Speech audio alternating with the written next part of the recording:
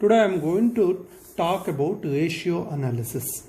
So under that, in this problem they are given profit and loss account and as well as balance sheet.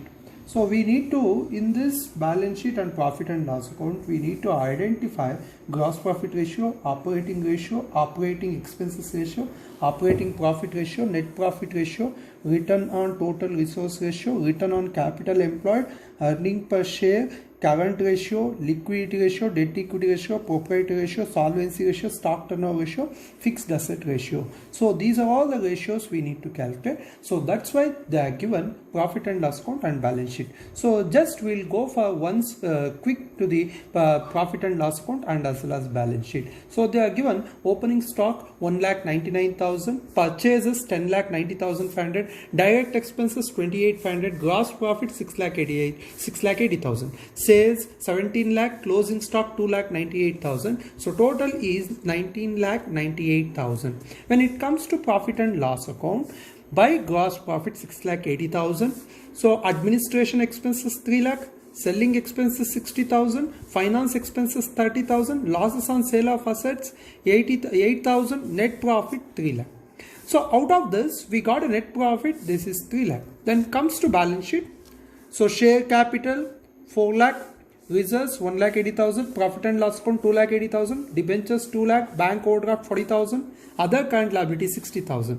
Asset side, land and building 5 lakh, machinery 1,60,000, stock in trade 2,98,000, debtors 1,42,000, cash 60,000. So they are given this information, on that we are going to calculate these ratio. We'll go for one by one, but the thing is we require, that is profit and loss account ratios, we require according to our adjustment. So that's why they are given one hint: rearrange the above statement in the suitable form. As you know, we have already learned in the management accounting, so we have to calculate the income statement. They are given in the format of profit and loss account, but whenever we are going to do in the management accounting ratio, we require certain ratio according to our requirement. According to our requirement means we have to calculate the cost of goods sold, then we have to calculate the net profit, then we have to calculate separately administration expenses, and we have to calculate the non-administration income.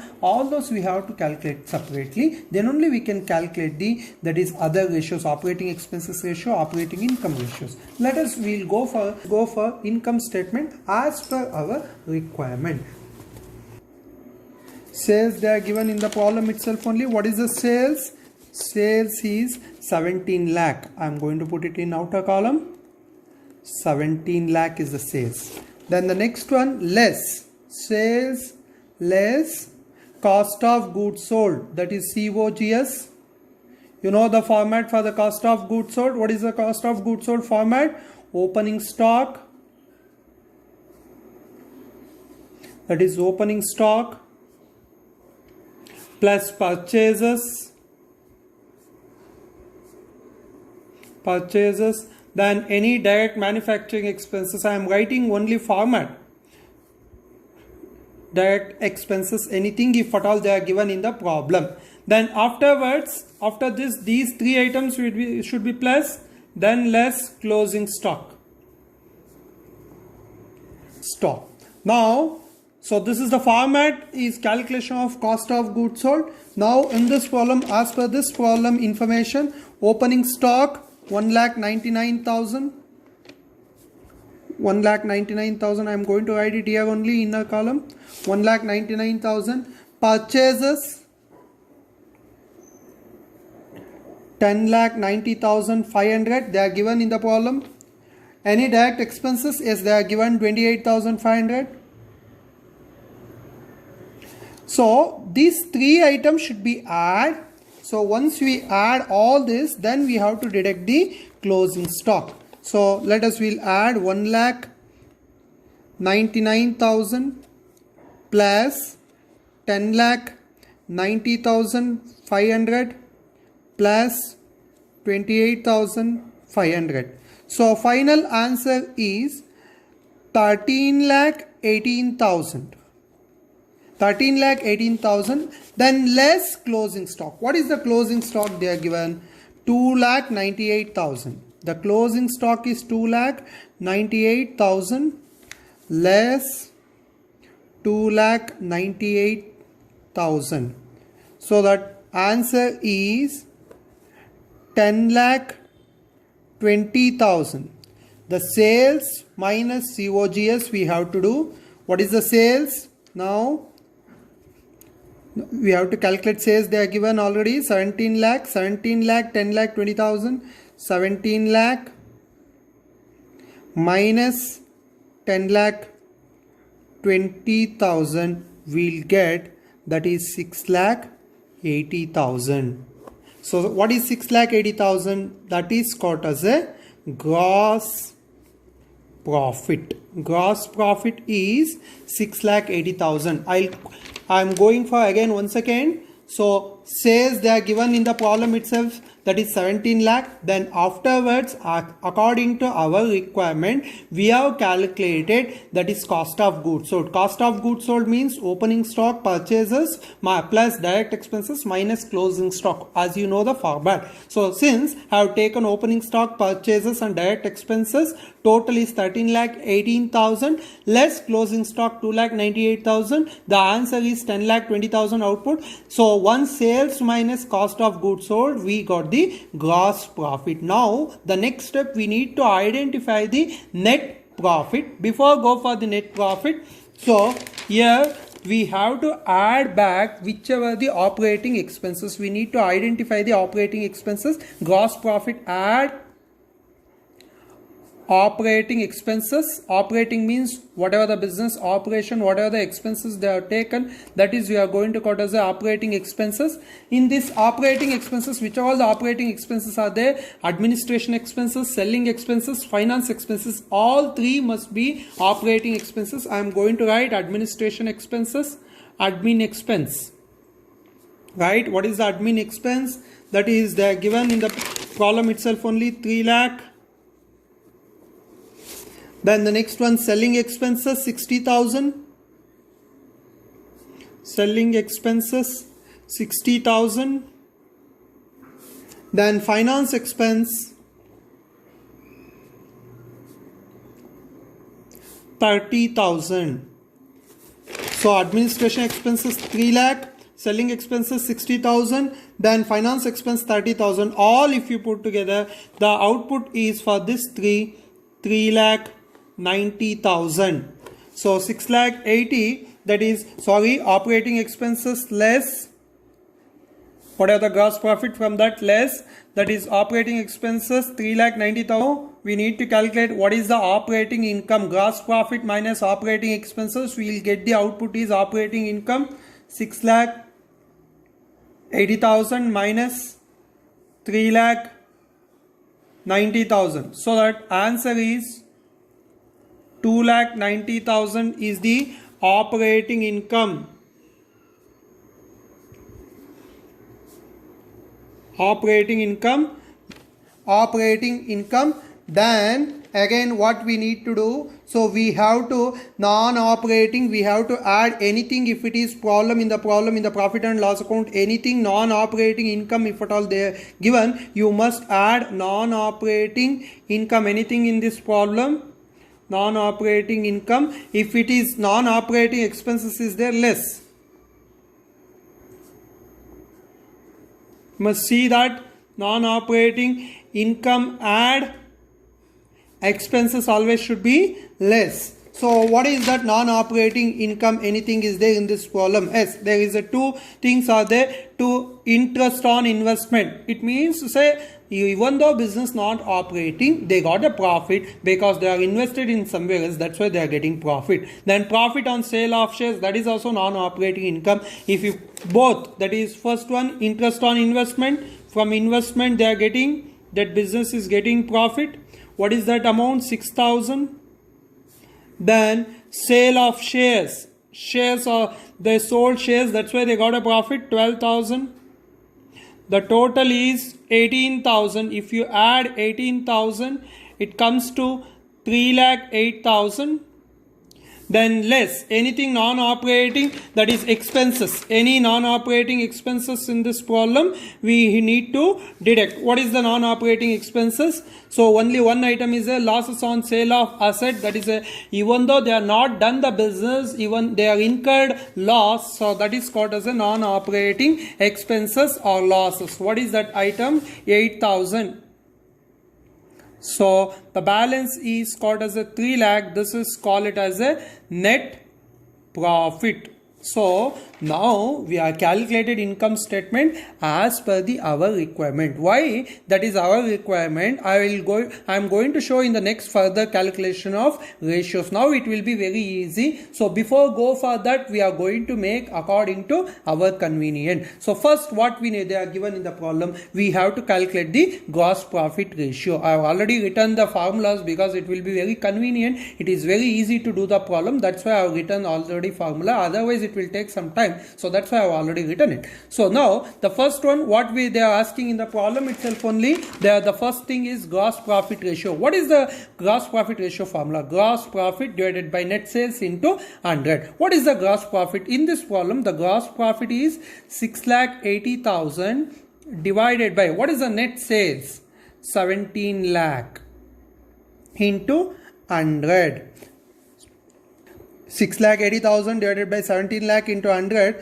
So it is 40%. Whenever into multiplied, whenever we are going to do into 100, we have to denote in the percentage. The gross profit ratio is 40%. Then the next one, operating ratio. What is the operating ratio formula? Cost of goods sold plus operating expenses into 100 divided by net sales. So we already found what is the cost of goods sold. Cost of goods sold, it is here 10,20,000. So that's why we are calculated this according to this format, because we required cost of goods sold. Cost of goods sold. What is the operating expenses? Operating expenses we already found 3,90,000 divided by net sales. We already add it. So net sales now into 100. If you put all this, the result is 82.9%. 82.9% is the operating ratio. Then the next ratio, what is the next ratio? In the problem itself only they are asking. So we can go as per the problem. Don't do according to your convenient in the examination. In examination, paper pattern, valuators they are going to observe as per the according to the order. So according to order, so operating expenses ratio. Operating expenses ratio, what is the formula for operating expenses ratio? That is net sales, it is always constant. Whenever they are going to give any that is ratios for profit and loss account, net sales, it is always same. So operating expenses, what is the operating expenses? They are given 3,90,000 divided by, what is the net sales? 17 lakh into 100. So one operating expenses, the result for this is 22.9%. That is operating expenses. We already found operating expenses, that is 3,90,000 divided by 17 lakh, that is net sales. That is, as I told you, net sales always is same, 17 lakh. Then into 100, 22.9%. Then the next one is the next ratio in the problem. They are asking, that is the fourth one, operating profit ratio. Operating profit means this is operating profit divided by net sales into 100. What is the operating profit is? 2,90,000. We already found it. Divided by net sales is 17 lakh into 100. So the result of this, that is result of this 17.05%. Then the next one, net profit ratio. Net profit, what is the net profit? We already found net profit. So this is the net profit, 3 lakh. Net profit divided by sales into 100. This is very easy, as you know, you have learned from the first year BCom. Net profit divided by net sales into 100. So 3 lakh divided by 17 lakh into 100. So output is 17.64%. So net profit ratio is 17.64%. So this is as per the profit and loss account income statement ratios. So we are converted income statement because of only this reason. So now we will move on to the next one, the fifth ratio, return on total resource ratio. Return on total resource ratio. What is the return on total resource ratio? Formula is net profit divided by total assets into 100. So we can go for that. What is the net profit? So we already found net profit. What is the net profit? Is 3 lakh. Total assets. What is the total assets? We just go through the balance sheet.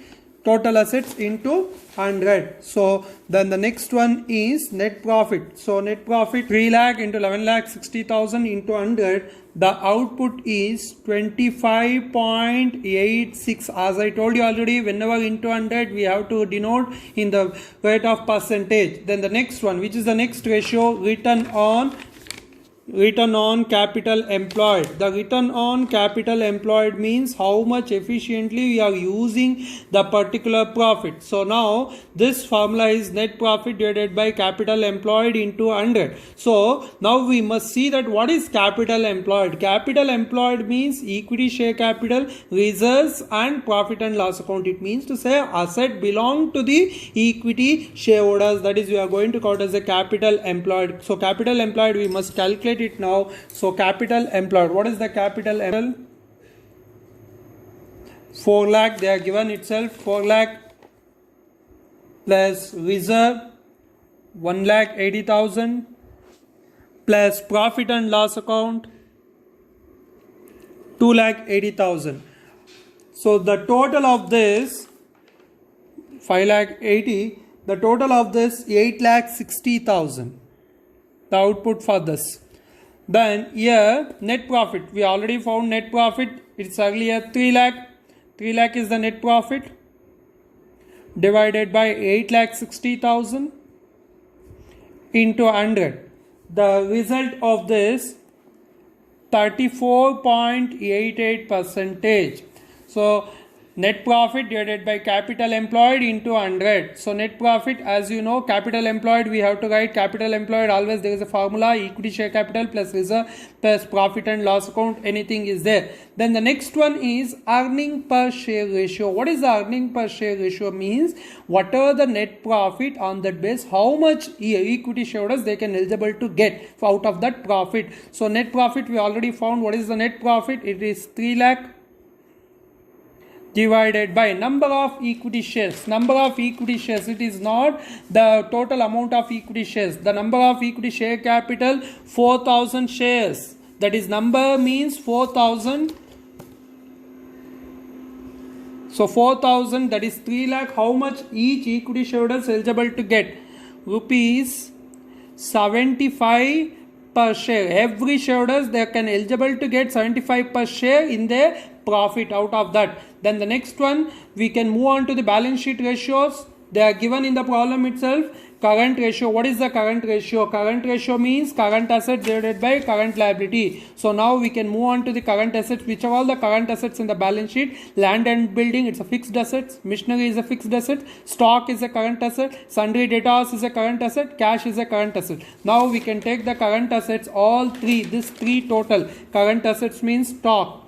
That is 2,98,000 plus 1,42,000 plus 60,000 divided by current liability. What is the current liability out of this problem? Current liability. So here share capital, it's a belongs to capital employed, equity shareholders, reserve capital employed, then profit and loss account capital employed, debentures long term debt, it won't be a current asset, bank overdraft and other current liability, both are current liability. Now the current bank overdraft is 40,000 plus 60,000. Now we have to calculate 2, that is current ratio. The current asset is 60, that is 5 lakh. This is current liability 40 plus 60, it is 1 lakh. Now the ratio of current asset is 5. See, whenever if the current asset ratio they are given anything in the balance sheet ratio, we have to denote always 5:2. That is 1. It means to say 5 is the current asset, 1 is the current liability. 5:1, or you can write 5 times. Then the next one, liquidity ratio. Liquid means when compared to current asset, it is liquid. We can easily convert it into liquid asset means current assets, liquid asset. Always you must keep it in your mind. Liquid assets means current assets minus stock. What is the current assets in this problem? 5 lakh is the current asset. Minus what is the stock in trade, 2,98,000. If you deduct this, you will get 2,02,000 is the answer. So liquid asset is 2,02,000 divided by current liability or liquid liability. What is a liquid liability? See, it is where you must be very careful. Liquid liability means current liability minus anything is the 90% of the chances they may going to give bank overdraft. Only bank overdraft you have to deduct. What is the bank overdraft? That is current liability, as you know already, that is 1 lakh.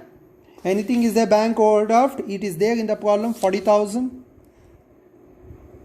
So output is 60,000.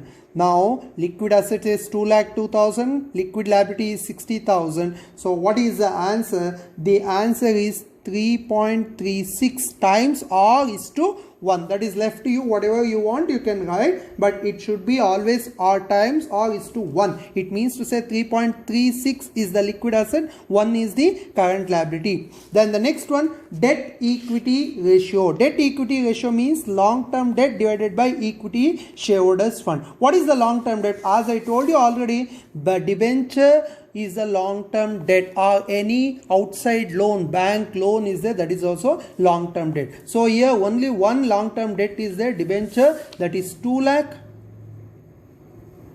Equity shareholders fund. What is the equity shareholders fund?